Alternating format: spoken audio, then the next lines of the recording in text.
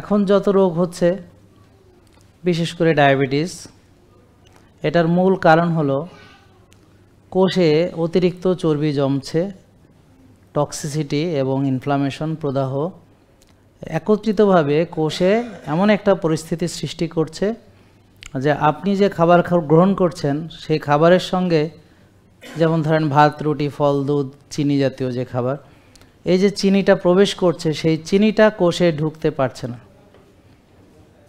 তো রক্তের চিনি বাড়ছে, এটার নাম ডায়াবেটিস। তো যার কোষ ফাঁকা, খালি, কোষে প্রদাহ নেই, টক্সিসিটি নেই, অতিরিক্ত চর্বি জমানো নেই, তার ডায়াবেটিসও নেই।